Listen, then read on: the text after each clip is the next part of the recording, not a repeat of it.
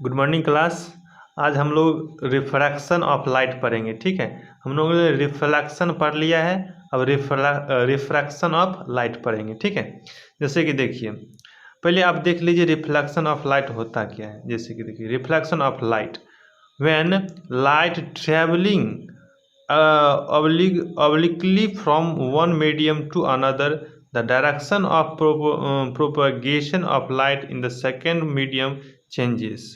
मतलब जब एक मीडियम से दूसरे मीडियम में लाइट ट्रेवल करती है तो उसका डायरेक्शन ऑफ प्रोपगेशन क्या होता है, चेंज हो जाता है दूसरे मीडियम में। तो this phenomena is known as refraction of light.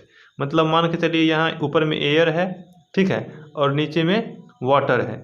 तो यहाँ से एयर से यदि वाटर में आएगी तो इसका जो डायरेक्शन है ना लाइट का, तो इधर जाना चाहिए लेकिन इधर भाग जाएगा।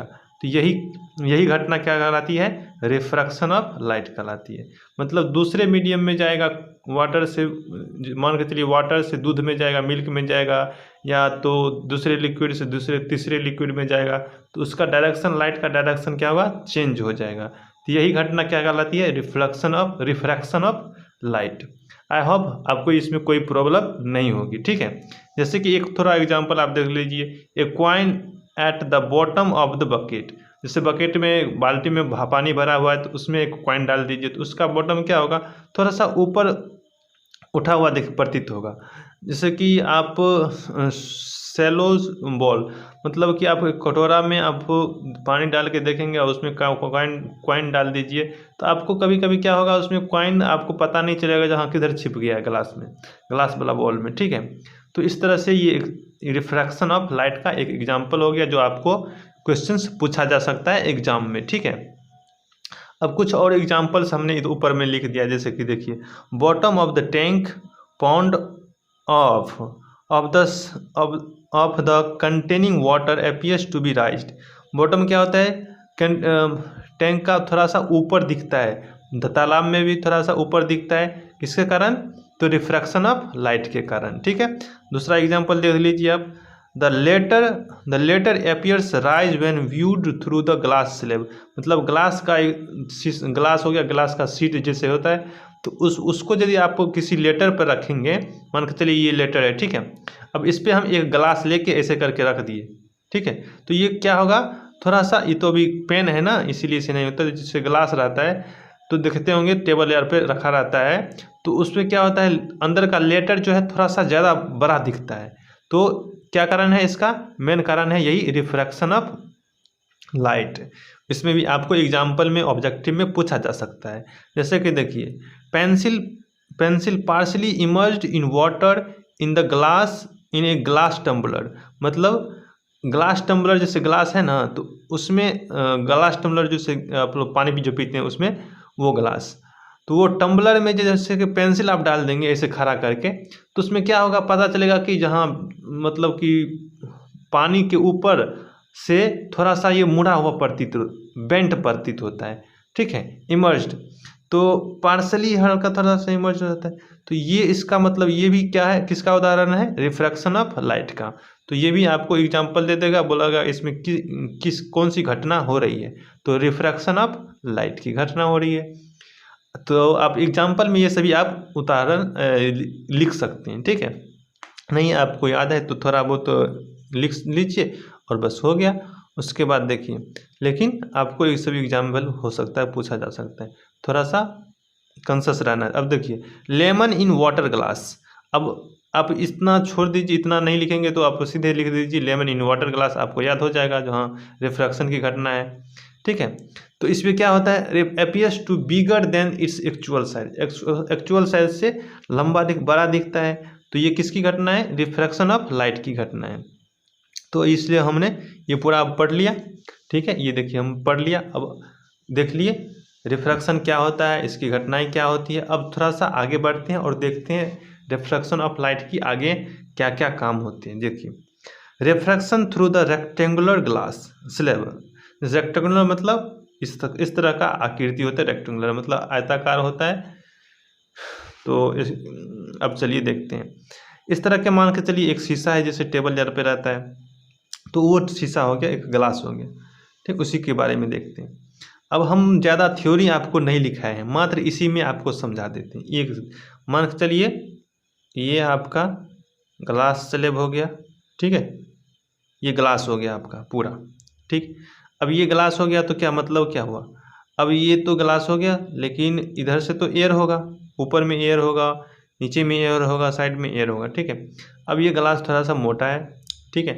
अब उसको हमने ग्लास को मान के चलिए इस तरह से खड़ा कर दिया, इस तरह से खड़ा कर दिया, इस तरह से। अब हमने क्या किया, इधर से एयर पास कर, इस तरफ से हमने लाइट इस ग्लास में पास कराया, ठीक है, इस ग्लास स्लेब में पास कराया इस तरह से। इधर से इसमें ग्लास में पास करेगा और इधर से निकलेगा, फिर से दूसरी ओर से निकलेगा, ग्लास में से प्रकाश निकलेगा, इधर से डालेंगे प्रकाश तो ग्लास से तो इस पार से उस पार हो जाएगा, तो वो निकलेगा। तो देखिए कैसे निकल रहा है, यदि आप एयर है ऊपर में, इधर से डालें, अब इसे ग्लास में एंटर किया, ये तो ग्लास में एंटर किया तो यहाँ से थोड़ा सा बेंड किया, मुड़ा अंदर की ओर, और उसके बाद यहाँ से फिर से ये इसी पैरेलल में निकल गया।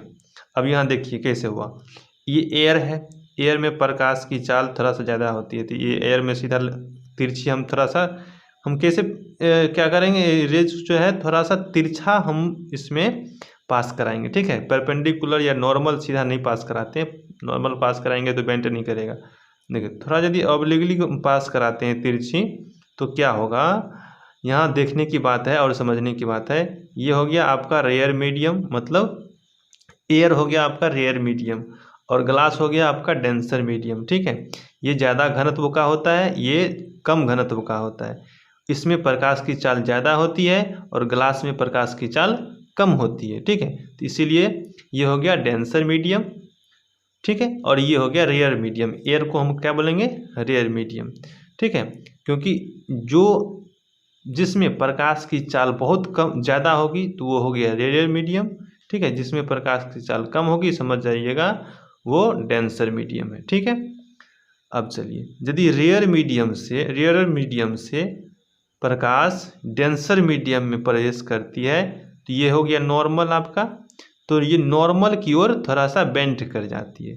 ये देखिए ये क्या होता था, प्रकाश इधर इस तरह से ऑब्लिकली जा रही थी, लेकिन यहाँ क्या हुआ, जब डेंसर मीडियम में ये एंटर किया तो थोड़ा सा ये प्रकाश इधर की ओर नॉर्मल की ओर आ गई, इधर से सीधे नहीं जाके इधर की ओर अंदर की ओर आ गई, थोड़ा सा नॉर्मल की ओर, है ना। ये नॉर्मल है तो नॉर्मल की ओर झुक गई।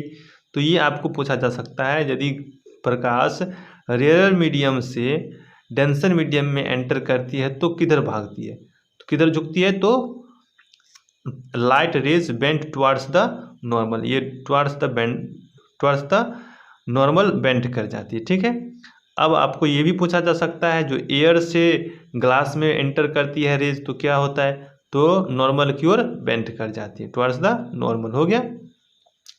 अब चलिए, अब थोड़ा सा ये तो डायरेक्शन देख ली, अब ये एंगल जो भी होगा अपना होगा, दोनों सेम ही, ये थोड़ा सा कम होगा, ये ज़्यादा है।